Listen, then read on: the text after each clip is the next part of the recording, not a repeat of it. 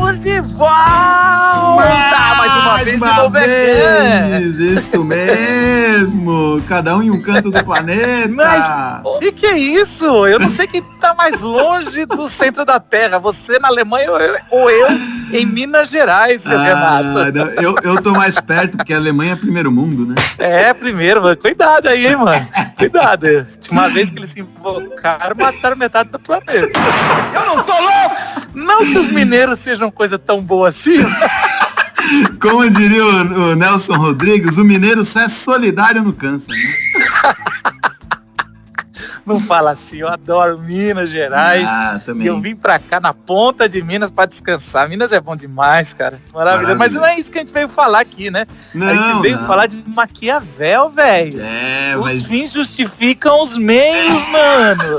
Foi tudo que o Edu lutou a Glocal inteira pra me explicar que não é. A primeira parte desse nosso podcast é do Molina, historiador, né? Isso mesmo. Pesquisador de HQs. Ele vai se esforçar com unhas e dentes pra falar que Maquiavel, no fundo, não quis falar que os fins justificavam os meios. Eu achei que ele não foi tão feliz. O que você achou? Olha, editando então, ouvindo com calma, eu achei que, assim, no final os fins justificam mesmo, viu? Mas como todo historiador tá tentando mudar a história, né? Com certeza, né? A história, ela é tudo, menos neutra. Mas não, brincadeiras à parte, incrível a exposição dele, assim, abriu a nossa mente. E depois, no final desse podcast, eu tento aterrissar e falar um pouco da gente, né? Na condição humana e o que Jesus fala sobre isso, sobre esse meio político, né? Que a gente vive. Eu diria que é um choque de realidade com Maquiavel e depois um choque de alguma esperança, né? Alguma esperança, se Deus quiser. E antes da gente entrar nesse podcast, que foi ao vivo, eu tenho 2 recadinhos. Primeiro, é que a gente está numa série chamada Insanidade. Olha só, se você está ouvindo no dia do lançamento desse podcast, a gente vai falar sobre ansiedade, mas a gente vai falar sobre pânico também, depressão. Então, essa série aqui tá incrível. A gente tá no Vira da Lata, né? Isso mesmo, 8h30 da noite, toda terça-feira, né? E a gente vai até o meio de agosto. E o segundo Renato... E o segundo Renato é que teremos recado no Vale. E o segundo recado, Renato, é que a gente vai ter Rock no Vale no final de agosto, mano. Aí sim, hein? Vou chegar aí já. Sim, cara, ó. 23, 24 e 25 de agosto, vamos estar em Arujá, São Paulo, no Jovens da Verdade, com Rock no Vale. 7 bandas incríveis, vários preletores, vai ser animal, uma sexta, um sábado e um domingo, e tá imperdível, a turma da Glocal vai estar lá, vai estar todo mundo lá, mano, ó. Vai ter Super Combo, que foi você que apresentou pra gente, mano. Pois é, só tem bandão, hein, bicho? Eu tava dando uma olhada no line-up. Dá uma olhada no site rocknovale.com.br, se você tá no Instagram, Festival Rock no Vale, que tá incrível, né, Renato? Tá demais mesmo, não perde essa aí não, meu. Um bom podcast pra vocês, e tenta chegar até o final, porque vai justificar o meio ruim, esse começo todo ruim que a gente fez. Aí o começo justifica os fins, né? Um grande abraço, gente! Falou, bom podcast. Está no ar. Cultura. Espiritualidade. Impacto social. Glocal Podcast.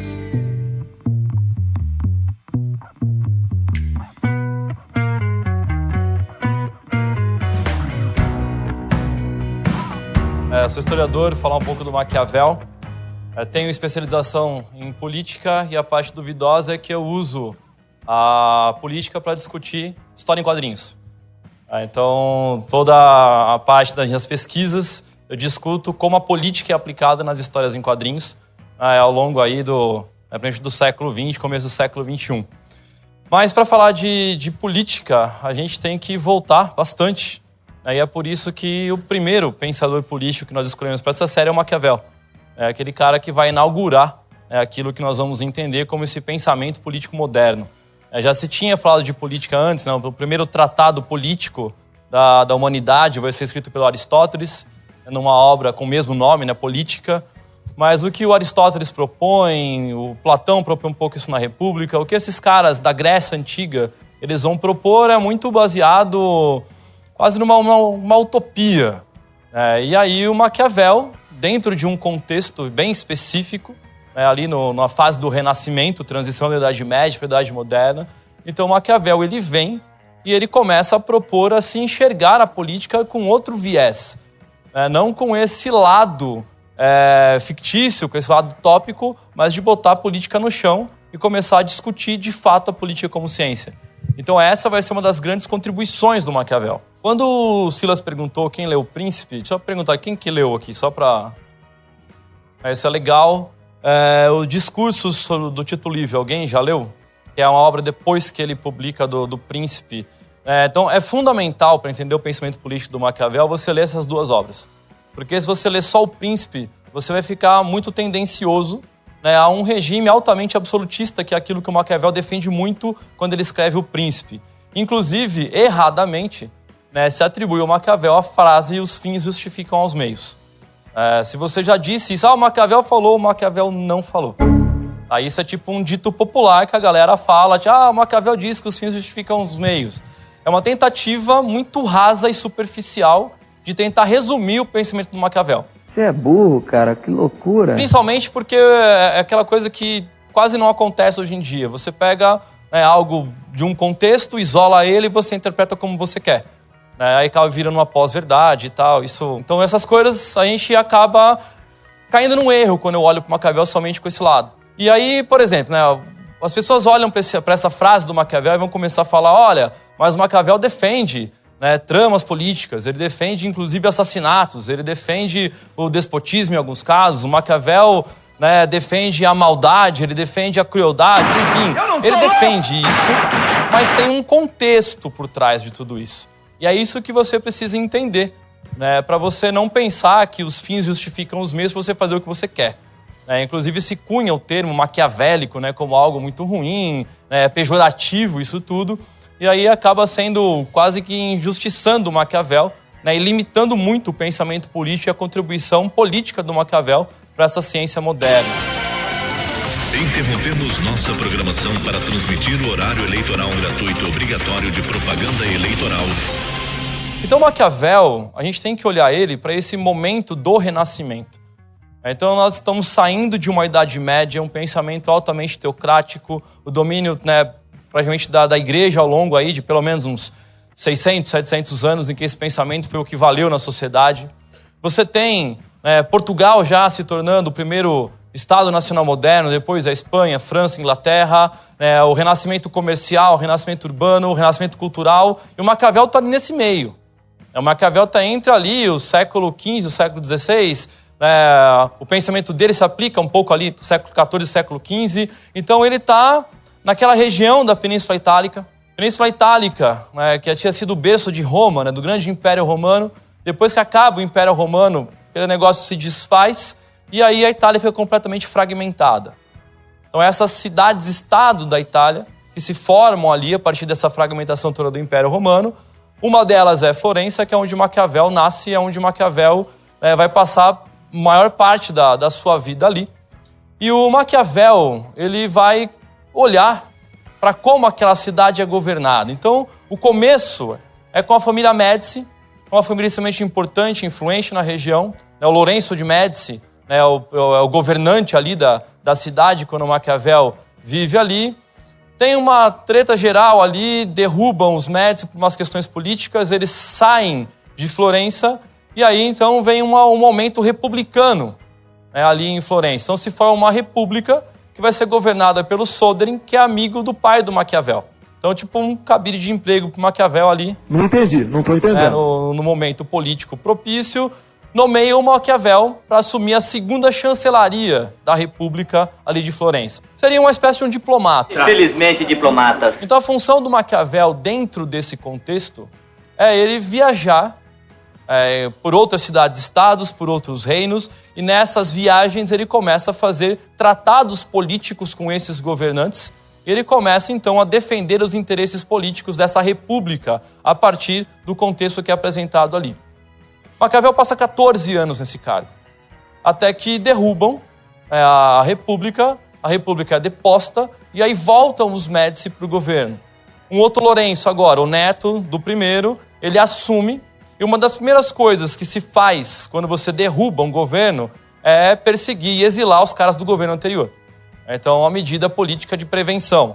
Então, o que eles fazem? Exilam todo mundo, o Maquiavel sai fora e ele vai para uma propriedade da família dele, fora de Florença. E aí o Maquiavel tem um momento meio de crise ali. Assim, tudo que ele sabe fazer na vida é política. Ele teve envolvido na política a vida inteira dele. Né? Foram 14 anos como diplomata, fora os anos anteriores que ele estudou, que ele se formou. Com licença, engenheiros. Bacharel. E aí, para o Maquiavel não surtar de vez, ele decide, então, fazer a sua primeira grande obra. Ele escreveu a sua primeira grande obra, que vai ser O Príncipe. Quando Maquiavel escreve O Príncipe, ele vai trazer algumas ideias que até então ninguém pensava. A primeira delas, a política como ciência. O Renascimento traz esse cientificismo à tona. Então, a partir daquele momento, para tudo que se faz, eu começo a desenvolver a pesquisa científica, eu começo a tentar trazer as questões com as bases, com as teorias, e o Maquiavel ele vai fazer uma pesquisa histórica de tudo que já aconteceu. Ele vai lá na Grécia Antiga, ele vai pesquisando política desde a Grécia Antiga até aquele momento do Renascimento. Então, o Maquiavel, ele contextualiza a política e ele começa a utilizar essa parte teórica com as práticas políticas que ele teve.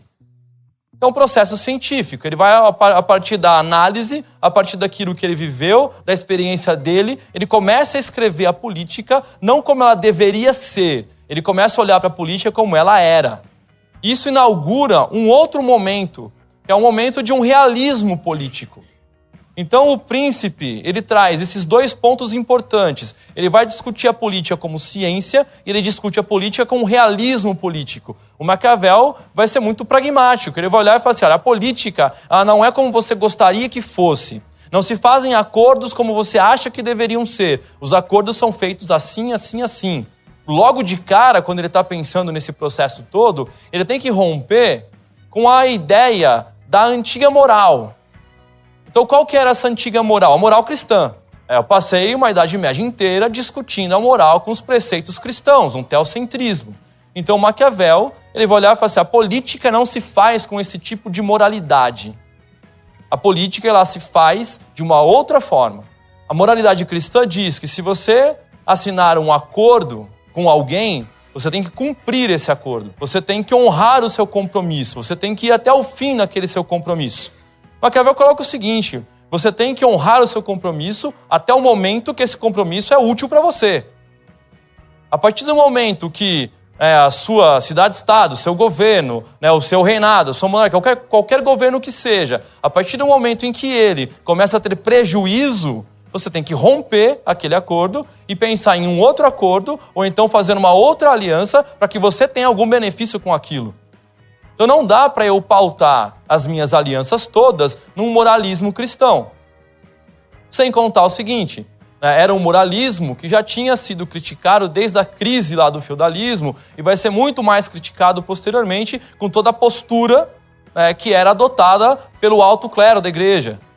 Então uma postura muitas vezes promíscua. Não devo nada a você! Então ele olha para aquilo e fala assim, então...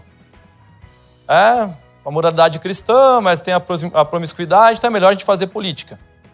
Vamos dividir igreja é igreja, Estado é Estado.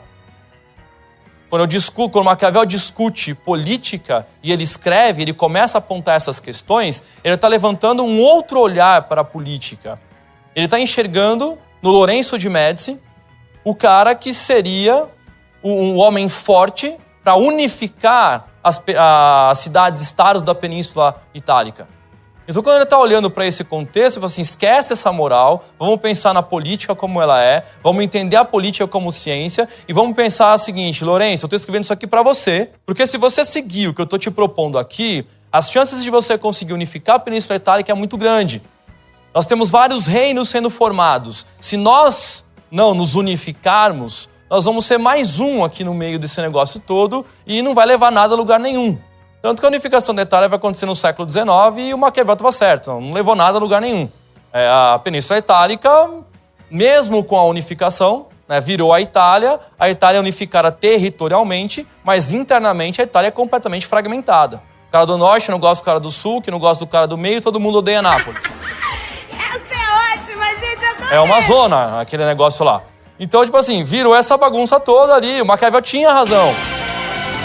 Interrompemos nossa programação para transmitir o horário eleitoral gratuito obrigatório de propaganda eleitoral.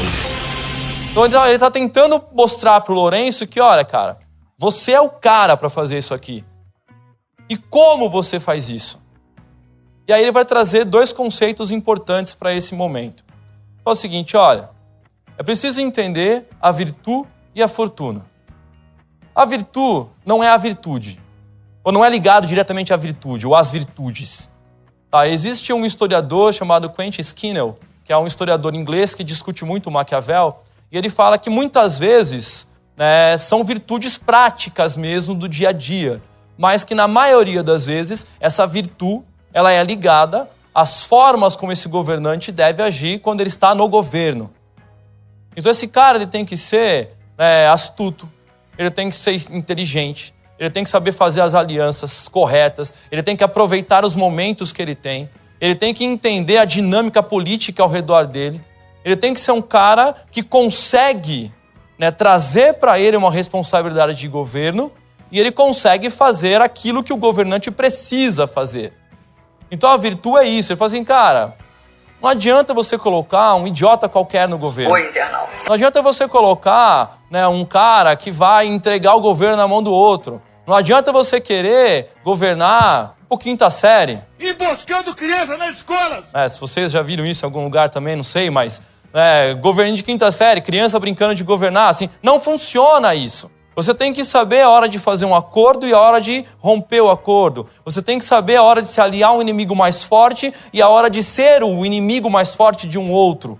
Ele começa a apontar essas questões e fala assim, a virtude é isso, é a sagacidade do governante. E aí quando você olha, né, teve o vídeo aqui do Game of Thrones, por exemplo, né, o Game of Thrones, além de ser uma série que é quase um tratado político, né, você vê Maquiavel muito nessa série.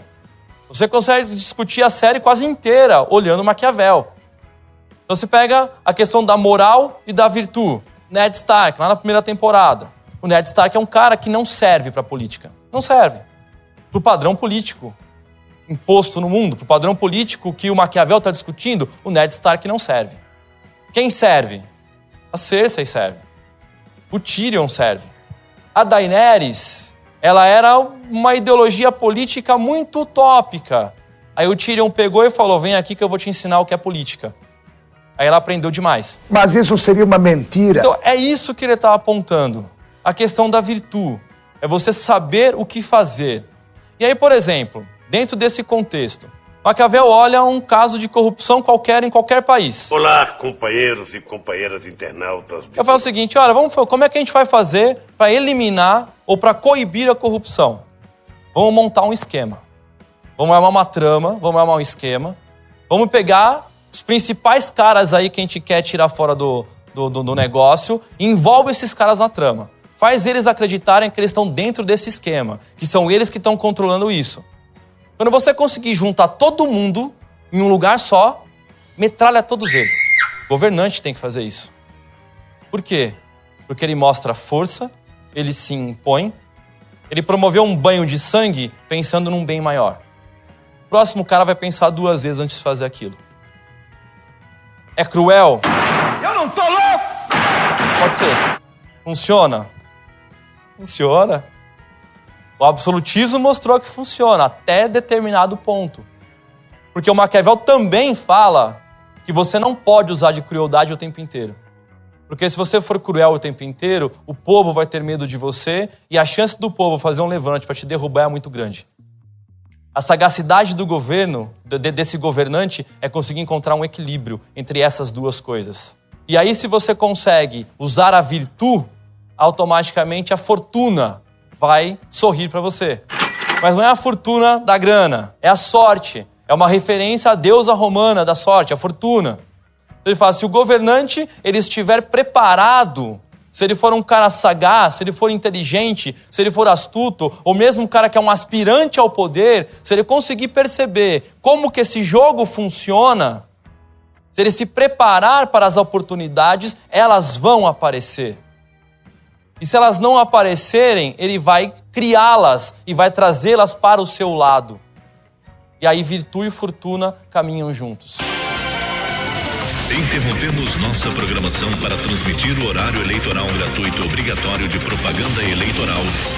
Dentro da virtude e da fortuna, ele vai discutir essa relação da força ou da imposição. E aí vem outra frase, né, do contexto que ele coloca, né, o governante, ele precisa ser mais amado ou temido? E ele fala, olha, o governante que é amado, ele cai num problema. Porque o Maquiavel também ele entende da corrupção do homem como um todo.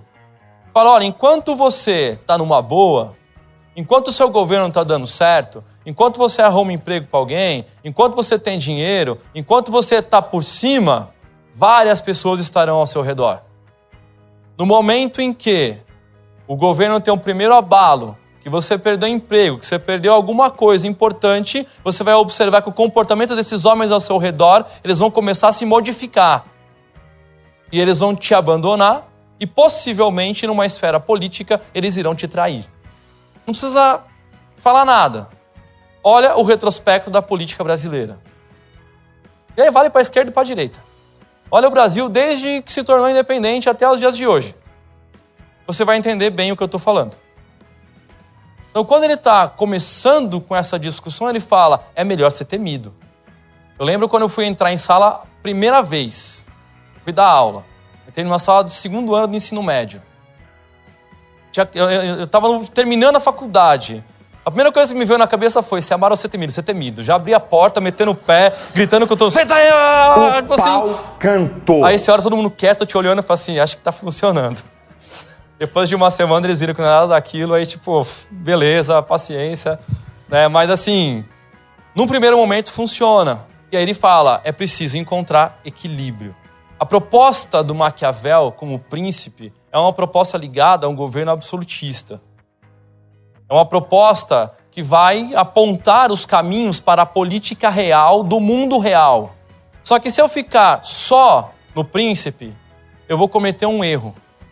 Porque eu vou enxergar o Maquiavel só com esse olhar absolutista. Eu vou enxergar o Maquiavel só com o dito popular dos fins justificam os meios. Eu preciso olhar para outra obra do Maquiavel, que são os discursos ao Tito Livio, os discursos da primeira década ao Tito Livio. Porque o Maquiavel foi segundo chanceler, ali da segunda chancelaria, durante 14 anos de uma república. O Maquiavel entende que em momentos de crise, em momentos de caos, eu preciso de um príncipe forte para unificar essa Península Itálica ou para unificar um governo, para limpar um governo, e aí depois eu faço o quê? Ele pega nessa outra obra e escreve um tratado sobre a República.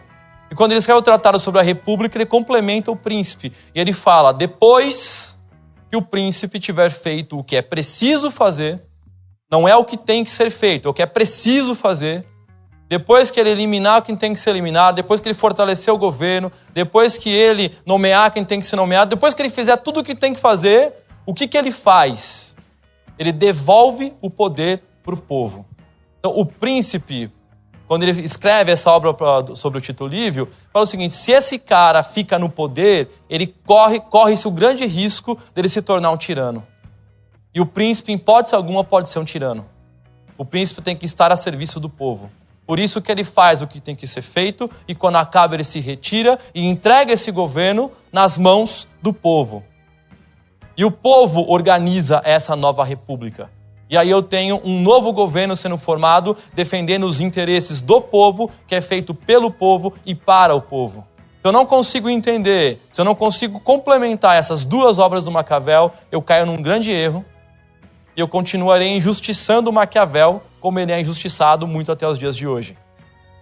Então é preciso entender que o que o Maquiavel está propondo é uma política na essência do que ela deveria ser, do que ela era. E se eu olho para o retrospecto político, né, não só do Brasil, mas o retrospecto político desde então até os dias de hoje, e passando por vários outros pensadores, a maioria deles vai beber um pouquinho lá no Maquiavel. E aí eu tenho a política sendo disseminada de uma outra forma ou vista de uma outra forma a partir desse ponto. Então a nossa ideia em abrir essa série com o Maquiavel é essa. É mostrar que se inaugura um novo momento político que se inaugura a ciência política e que eu preciso, muitas vezes, voltar para o Maquiavel para eu entender o contexto político daquilo que eu vivo hoje. Se eu não entender o que é proposto nessa esfera, se eu não conseguir discutir a política como ciência, eu vou fazer a política como ela tem sido feita no Brasil ao longo dos tempos.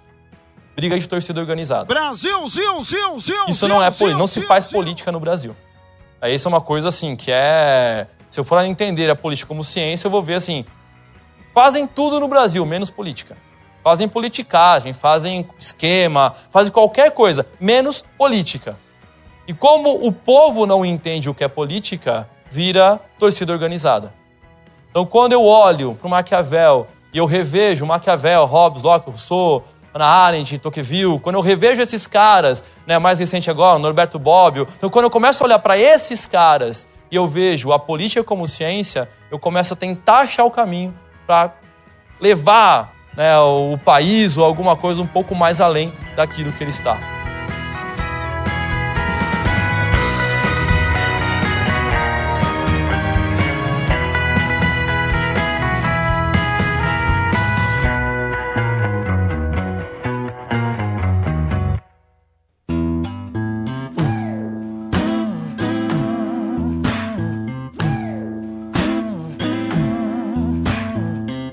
Fico feliz de não precisar defender o Maquiavel. Eu vou falar defender Jesus, fica bem mais fácil. Né, Edu? Fazer essa missão impossível, contar um montão de mentira para defender o Maquiavel. Falar sobre política, sobre jogos de poder, até porque eu não assisti só a primeira temporada de Game of Thrones. Foi muito peitinho pra minha santidade. Acabou igual Lost, uma droga. Então, mais ou menos, não tanto, nem tanto. Eu li o seu texto, você falou nem tanto. Mas eu acho assim, que para falar sobre poder tem que falar de quinta série, sexta série. Eu acho que é lá que a gente aprende o que é poder. Sempre é. Sempre. Vocês sabem que é na quinta, na sexta e na sétima série que se sabe o que é discussão sobre poder para falar para a verdade, o que é governo.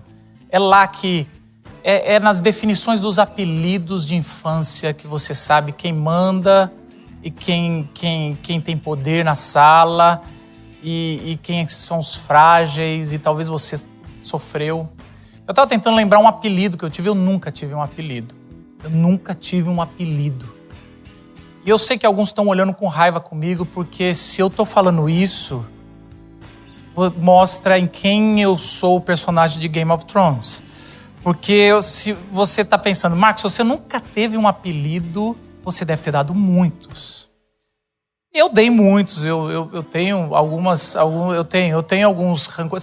Sério, quando eu fiz 25 anos, eu quis encontrar algumas pessoas para pedir perdão, porque eu falei, caraca, eu destruí algumas vidas. Voodoo é pra Jacu. Mas eu também me lembro que eu não tive alguns apelidos, porque eu descobri como é que funcionava a política dos apelidos, e eu tinha uma virtude de que eu entendi que a parada dos apelidos, do bullying, que não tinha essa palavra, e eu sempre achei que o bullying formava os homens e as mulheres, então eu sempre tive um certo fascínio pelo bullying, assim, talvez porque eu era do outro lado, então eu falava assim, peraí, o bullying ele tem... Então eu sempre corria para me dar os apelidos e tentar zoar comigo um pouco mais rápido, porque eu tinha muita coisa para ser zoada. Não é que eu não tinha motivos.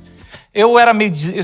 sou dislexo, tenho problema com português, eu tenho muita coisa errada, muito fácil, não sou bonito. Então, assim, era muita coisa para ser zoada, mas eu soube jogar a política e depois eu fui entender que era um jogo que não era muito ético nem muito moral, era o jogo político da virtude. E depois eu fui ver que isso eu usei na minha vida toda.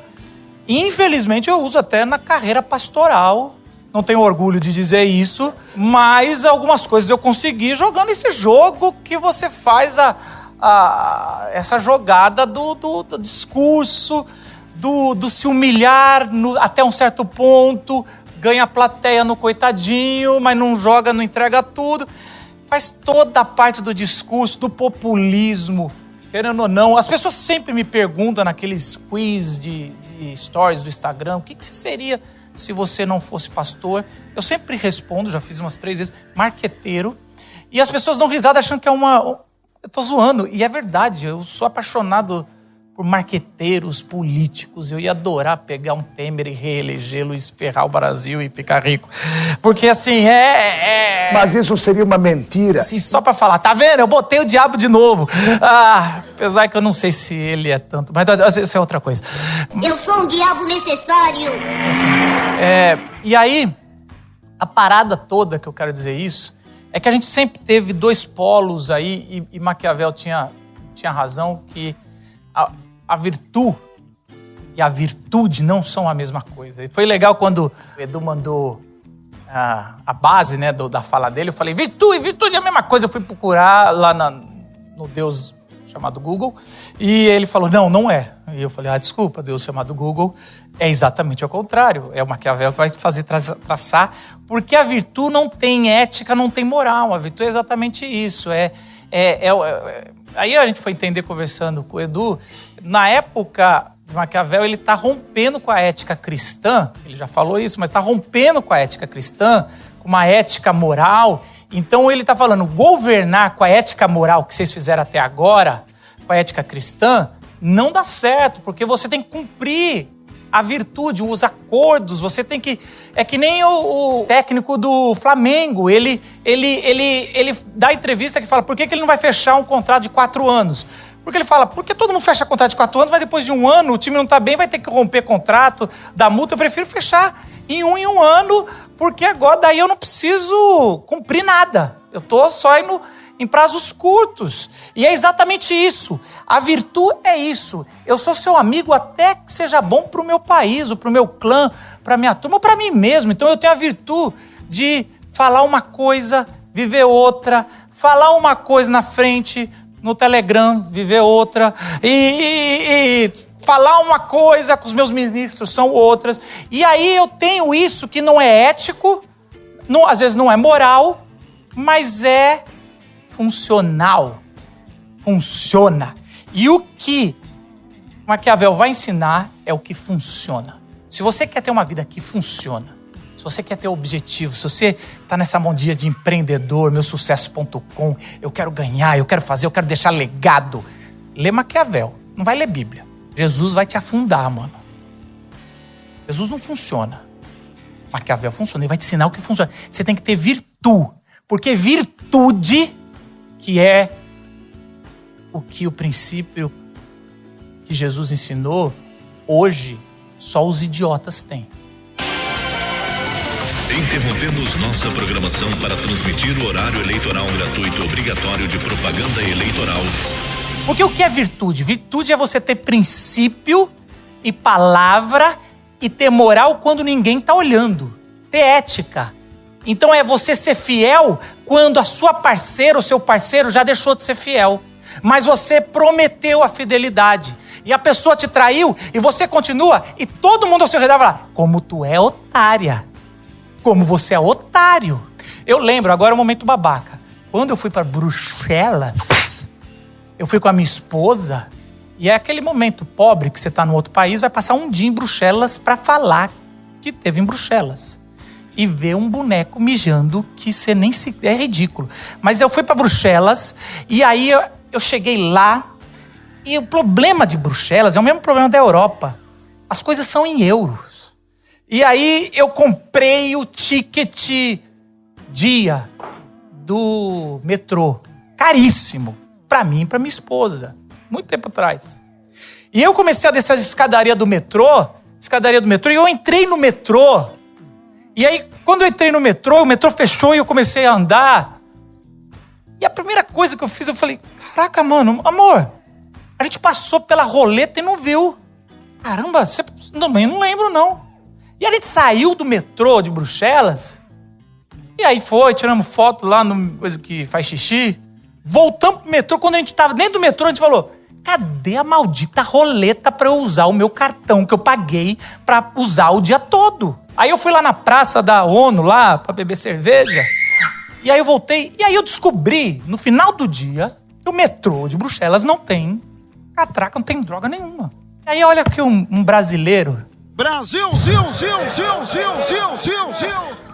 O que o brasileiro, talvez você não, que você é uma pessoa com virtude, mas o que uma pessoa com virtude pensou? Caraca, o que eu gastei dinheiro com essa porcaria que vai ficar no meu bolso, eu não uso, não passo, não... Que eu tô com esse negócio, gente? Por que eles vendem isso? Sério, eu não sento, não vi fiscal nenhum, não tem ninguém aqui, tá sozinho, é no domingo. Eu falei, caraca, e eu pensei isso, e foi embora, e pensando assim. Porque caraca, isso aqui nunca ia funcionar no Brasil, porque a gente é maquiavélico. Porque só funciona se tiver fiscalização. No Brasil, você sempre tem que botar as regras e botar um fiscal, sempre tem um cargo a mais. Porque a gente tem esse negócio, porque a gente não tem virtude. A gente, nem todo mundo, tem gente que tem, eu não. Ter virtude é algo que hoje é coisa de otário. E qual que é o problema da idolatria nossa governamental? A gente acha que a gente sempre está votando num virtuoso, em alguém que vai cumprir com o que está prometendo e que vai solucionar. Olha só, esse que eu tô votando, e a gente briga, e é tão interessante que no Brasil eu acho que é o único país no mundo que os governantes fazem alianças, os inimigos fazem aliança e os que votam brigam entre si. A gente briga entre si e eles estão bem lá, fazendo aliança, conversando no Telegram, tá tranquilo. Tá tranquilo. E a gente briga porque a gente não entendeu que era eles que era para brigar pelos nossos votos e a gente briga por eles. E porque a gente tem essa idolatria de ser devoto, a gente precisa no nosso coração de um líder virtuoso. Sendo que o sistema político, não só brasileiro, humano, nunca vai deixar um virtuoso chegar lá. Para você chegar no poder, a única coisa que você não pode ser é virtuoso. Você tem que ter a virtude que o Maquiavel falou. Isso vai ser um bom político. E é um bom político no sentido, um bom político quer dizer que vai saber governar o país até tirar da economia do jeito que a gente está. É um político com virtude. Se isso é certo ou errado, eu estou dizendo. O virtuoso vai estragar o país. Alguém que cumpre a palavra, vai estragar. Interrompemos nossa programação para transmitir o horário eleitoral gratuito obrigatório de propaganda eleitoral. É interessante que Isaías vai falar o seguinte, é um texto da Bíblia muito antes de Jesus, profético, depois os anjos vão repetir isso. E Isaías 9:6 vai falar sobre um outro príncipe, o príncipe da paz. Ele fala assim, porque um menino nos nasceu. Olha que interessante, tão antes de Jesus. Um filho nos foi dado. O governo está sob seus ombros. Sabe aquele jogador que leva o time nos ombros, sabe? Sozinho? É ele. O governo está sob seus ombros. Ele é chamado maravilhoso conselheiro, não quero falar sobre isso. Deus poderoso, também não vou falar sobre isso. Pai eterno, não. Príncipe da paz. Essa paz, esse príncipe de verdade, esse que é a carta ao príncipe, que não é o que Maquiavel fala, esse é o virtuoso. E é interessante que esse virtuoso, ele não está falando de paz de guerra. Eu não dou essa paz que o mundo dá. Porque a paz da guerra é uma paz de rendição, no sentido de acabou minha bala, eu levanto a bandeira branca, porque acabou a guerra, porque não tem mais como eu guerrear. E aí eu vou me render. E aí vamos fazer paz? Mas a paz acontece na guerra porque eu não tenho mais bala ou não tenho mais soldado. Porque se eu tivesse muito mais soldado, ou se de alguma forma eu ter mais bala, eu ia acabar com você. Então a paz só acontece entre o ser humano quando não há mais possibilidade de guerra. Ou quando a guerra vai prejudicar tanto os dois que um acordo é melhor do que continuar na guerra. Então a paz humana nunca é paz. É virtude. Nunca é. Cara, eu poderia te derrotar e ser muito mais próspero. Mas a minha virtude diz, vamos viver em paz? E eu abro mão da minha riqueza para a gente poder dividir. Nunca ninguém dividiu. Gente, sabe o que eu aprendi depois de 5 anos de Glocal? Porque a Glocal, vocês sabem, a gente tem muito mais voluntário de esquerda do que de direita. E aí surge muito mais tema de esquerda do que de direita e eu aprendi a amar os de esquerda. Mesmo nem sei se eu sou de esquerda, alguns falam, você é o representante de esquerda. Eu falo, esquerda tá ferrado. Eu aprendi uma coisa, todo sistema, principalmente os de esquerda, porque os de direita é uma merda mesmo, mas os de esquerda, Todo sistema de esquerda, eles falam, vamos pegar tudo, na hora que tiver tudo, a última etapa do sistema político de esquerda é entregar para o povo. Mas adivinha? Nunca ninguém entrega. Caraca, mano, assim, eu falo, cara, tem uma coisa com 5 anos de local que eu aprendi e o pessoal encanta com, não, vamos lá, dá poder ao povo, sei o quê. Legal, eu gosto, putz, eu adoro. Aprendi tudo, gente, eu sou PhD em Marx já. Cara, a gente discutiu aqui, eu já ouvi tanto, gente. Eu já ouvi de tudo, eu gosto da ideia, o princípio bom da esquerda, muito melhor às vezes que o da direita. E vai. E aí o último passo sempre é, e aí implode o sistema e entrega tudo pro povo. Não, o que a gente vê é o cara com a roupa da Adidas vivendo sua ditadura antes de entregar e fala, mais um pouquinho, vamos viver mais 10 anos de ditadura porque ainda não consegui organizar para entregar para o povo. E nunca entrega para o povo, porque, na verdade, o problema não é o sistema político, o problema é o coração humano. O coração humano é corrompido, cheio de virtude e não de virtude. E aí tem que vir um príncipe da paz e não vai dar resultado nenhum. E presta atenção, a vida de Jesus é totalmente oposta ao princípio de virtude. Porque Maquiavel vai ensinar eu e você a dar resultado. O que funciona, Maquiavel vai falar, seja isso na política. Sinônimo de não funcionar é a vida de Jesus. Talvez vai te chocar. Mas presta atenção na vida de Jesus. 3 anos de ministério e o que não funcionou é a vida de Jesus. Depois de 3 anos de ministério, Jesus gastou sua lábia, Jesus fez milagre, Jesus multiplicou pão, Jesus fez tudo que tinha que fazer. Ele não derrubou o império, ele não diminuiu o imposto, não diminuiu a opressão religiosa, nem sequer na cruz levou um dos seus discípulos, nenhum convenceu uma pessoa para morrer com ele. Ele morreu sozinho, nem os familiares foram com ele. Incompetência de resultados. Porque virtude não gera resultado. Porque princípio gera choro. Porque princípio gera abnegação de si mesmo, sacrifício. Porque virtude gera fortuna. Mas virtude gera bem-aventurados. E bem-aventurados, presta atenção, são vós que choram, são vocês que sofrem, são vocês que são perseguidos. É o que eu não quero. Eu sou bem-aventurado porque choro, porque sofro, porque... Jesus, quem são esses? O que quer dizer então bem-aventurado? Não é afortunado. Apesar de vocês, por terem virtude, por serem filhos da luz, por seguirem até o final com o princípio da fé que eu implantei no coração, vocês vão chorar. Porque haverá uma hora que vocês vão permanecer fiéis e todos que estão do seu lado não vão permanecer.